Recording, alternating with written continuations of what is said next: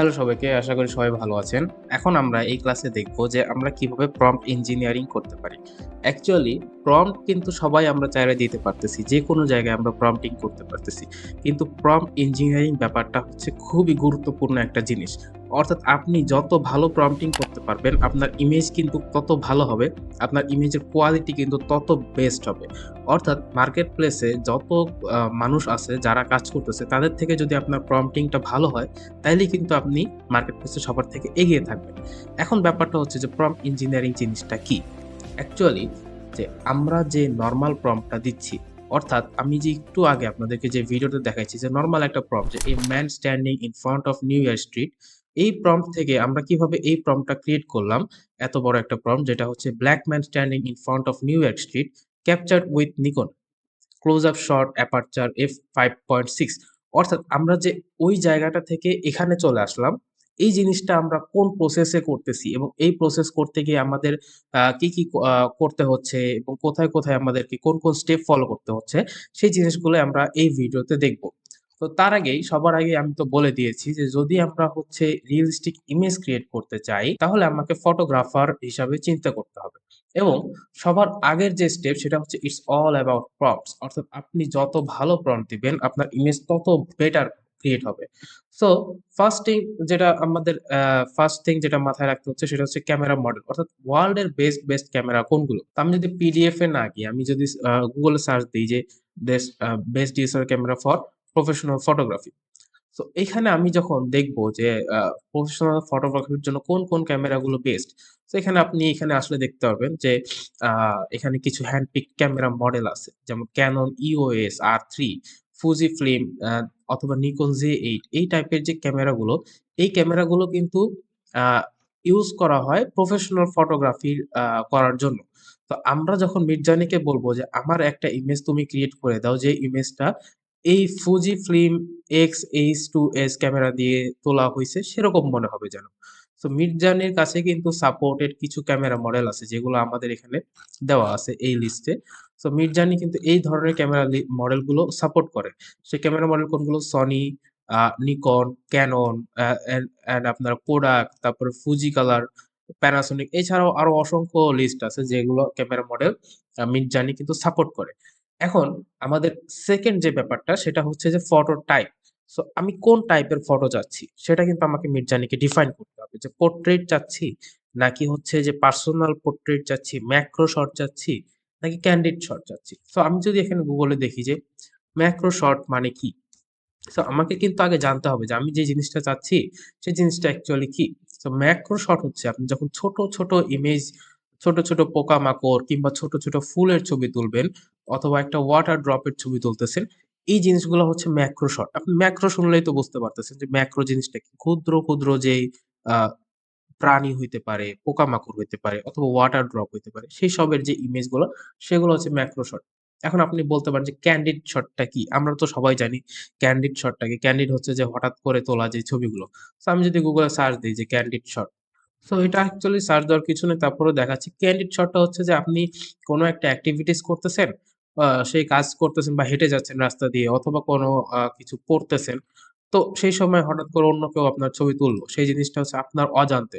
সেটাকে candid shot বলা হয়। অ্যাকচুয়ালি অজান্তে তোলে না। এখন মানুষজন হচ্ছে যে বলেই তোলে যে আমি একটা কাজ করতে থাকবো, তুমি আমার ছবি তুলে দাও। সো এই যে প্রপোজাল দিচ্ছে, তো তারা ২ জন কিন্তু জানে না যে এখানে একটা ছবি তোলা হচ্ছে। সো এই টাইপের ছবিও কিন্তু ক্যান্ডিড শট বলা হয়। এবং এই ধরনের ছবি তোলার জন্য অ্যাকচুয়ালি কোন ধরনের লেন্স আমরা চুজ করব। সো সেই জিনিসটাও কিন্তু আপনাকে জানতে হবে।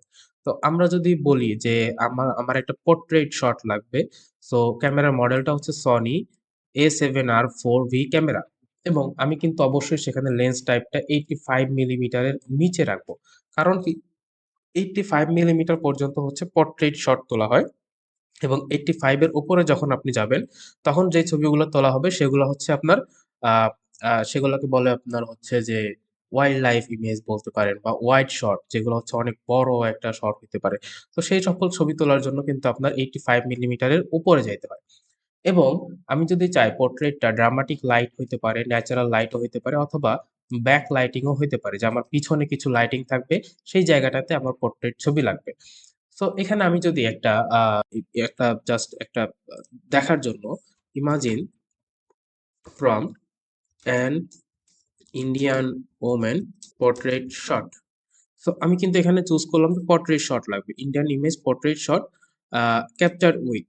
সো আমি এখানে চাচ্ছি যে ক্যাপচার উইথ, আমি এখানে ক্যামেরা মডেলটা চুজ করে দিব, যেহেতু আমাদের এখানে কিছু ক্যামেরা আছে, বাট আমার যে মিডজার্নি যেটা সাপোর্ট করতেছে সেই ক্যামেরা মডেলটা আমি চুজ করে দিচ্ছি।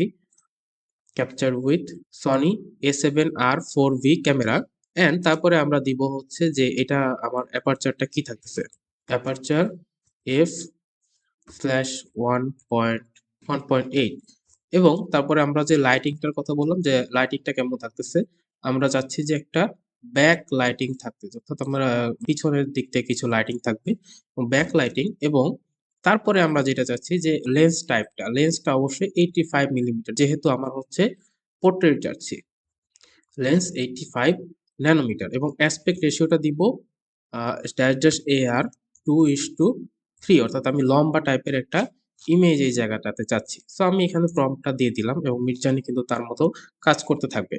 এবং নেক্সট আমরা যেটা দেখবো সেটা হচ্ছে যে আমরা যে ইমেজগুলাকে ক্রিয়েট করতেছি এই ইমেজগুলা অ্যাকচুয়ালি আরো বেটার প্রম্পটিং কিভাবে করা যায় ইমেজগুলাতে, ঠিক আছে? এবং প্রম্পট ইঞ্জিনিয়ারিং কিন্তু জাস্ট এতটুকুর মধ্যে সীমাবদ্ধ না যে আপনি আপনার ক্যামেরা মডেলটা দিয়ে দিলেন, লেন্স টাইপটা দিয়ে দিলেন, লাইটিং টাইপটা দিয়ে দিলেন। আপনি কিন্তু এখানে এটাও উল্লেখ করে দিতে পারবেন যে আপনি আপনার ইমেজে আপনার যে পোর্ট্রেটটা ওইটাকে কতটুকু চাচ্ছেন, ওইটার এনভায়রনমেন্টটাকে কতটুকু চাচ্ছেন, ঠিক আছে? সো ফটোর কিন্তু এনভায়রনমেন্টও থাকে। এখন এনভায়রনমেন্ট জিনিসটা কি? এনভায়রনমেন্ট জিনিসটাকে বলতে হইলে আমাকে একটু ডিটেইলসে বলতে হবে যে আপনি একটা ইমেজের আ ইমাজিন করলেন যে এই ইমাজিনটা আমি করতে চাচ্ছি। সেখানে আপনার প্রম্পট এরও কিন্তু কিছু কম্পোজিশন থাকে। অর্থাৎ আপনি কোনটা আগে লিখবেন, কোনটা পরে লিখবেন। ঠিক আছে? সো আমাকে কিন্তু সবার আগে সাবজেক্টটাকে লিখতে হবে। আমি যদি ১ম এ লিখে দিতাম যে আমার হচ্ছে একটা আ আ একটা ইন্ডিয়ান ওমেন দরকার না, আমার হচ্ছে ব্যাক লাইটিং দরকার। তাইলে কিন্তু আমার হবে না। আমাকে কিন্তু ফার্স্ট এ সাবজেক্টটাকে লিখতে হবে। এরপরে আমরা এনভায়রনমেন্ট টাকে লিখব। এনভায়রনমেন্ট কেমন হইতে পারে? যেমন ইনডোর হইতে পারে যে আমি এই ছবিটাকে ইনডোরে চাচ্ছি, অথবা আউটডোর হইতে পারে যে এই ছবিটা আমি বাইরে তুলছি এরকম চাচ্ছি, অথবা আপনার মন চাইতেই পারে যে এই ছবিটা একটা চাঁদে তোলা হয়েছে এরকম যেন হয়, ঠিক আছে, যে চাঁদে তুলছে ছবিটা in the on the moon, অথবা হইতে পারে যে ইন নার্নিয়া অথবা আন্ডার ওয়াটার, অর্থাৎ পানির নিচে গিয়ে ছবি তুলছে। এই এনভায়রনমেন্ট আমি যখন বলে দিব মিড জার্নিকে, তখন কিন্তু মিড জার্নি আমাকে ওই এনভায়রনমেন্ট অনুযায়ী আমাকে কালার গুলো প্লাস এই যে আমার এনভায়রনমেন্ট আছে ওই অনুযায়ী কিন্তু ইমেজগুলো আমাকে সে ক্রিয়েট করে দিবে। এরপরে যেটা আসতেছে এনভায়রনমেন্ট এর পরে যেটা সেটা হচ্ছে কালার। অর্থাৎ এই ইমেজ কিন্তু ব্লাক অ্যান্ড হোয়াইট ইমেজও হইতে পারে। সো আপনি কিন্তু কালার বলে দিতে পারেন। অথবা এটা হইতে পারে কালারফুল একটা ইমেজ। অর্থাৎ আমরা যে প্রম্পটিংটা এখানে করছি এই জায়গায় কিন্তু আমরা চাইলে কালারফুল লিখে দিতে পারতাম। কালারফুল লিখলে কি হইতো? ইমেজটা আরো বেশি কালারফুল হইতো, মোর স্যাচুরেটেড হইতো, মোর ভাইব্রেন্টেড হইতো। অথবা এখানে কিন্তু মনোক্রমিক ব্যাপারটাও কিন্তু এখানে আসে।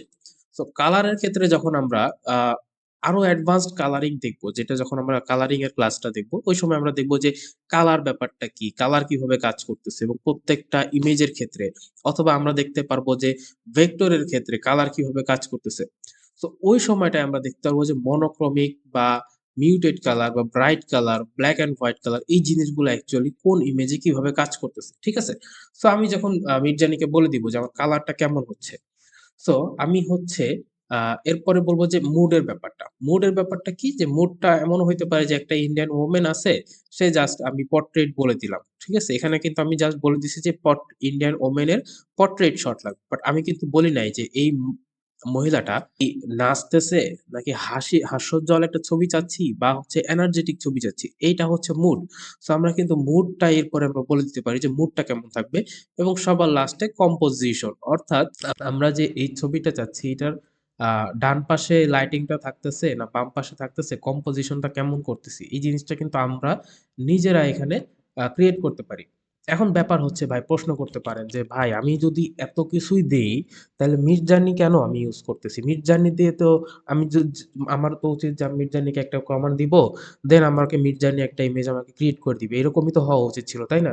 কিন্তু ব্যাপারটা হচ্ছে যে মিডজার্নিকে আপনি যত স্পেসিফাই করবেন, মিডজার্নি আপনাকে তত বেটার রেজাল্ট দিবে। এবং আপনি যেটা বলতে চাচ্ছেন যে আমি কেন এত কষ্ট করব? মার্কেট প্লেসে ভাই আরো অনেক মানুষ আছে যারা মিরজানি দিয়ে ইমেজ ক্রিয়েট করতেছে অলরেডি। তো তারা আপনার থেকে কেন ইমেজ নিবে? এটা আপনার ১ম প্রশ্ন। যে কেন আপনার থেকে ইমেজ নিবে? কারণ আপনি বেটার প্রম্পটিং করছেন, অ্যাডভান্সড প্রম্পটিং করছেন। যার কারণে আপনার থেকেই তারা ইমেজগুলা ক্রিয়েট করে নিবে। যারা হচ্ছে যে নরমাল প্রম্পট দিয়ে ইমেজ ক্রিয়েট করতেছে তারা কিন্তু এই কাজটা কিন্তু ক্লায়েন্ট চাইলে নিজেই করতে পারে। অর্থাৎ ক্লায়েন্ট যে কাজটা পারতেছে না সেই কাজটা কিন্তু আপনাকে দিয়ে করাবে। ঠিক আছে?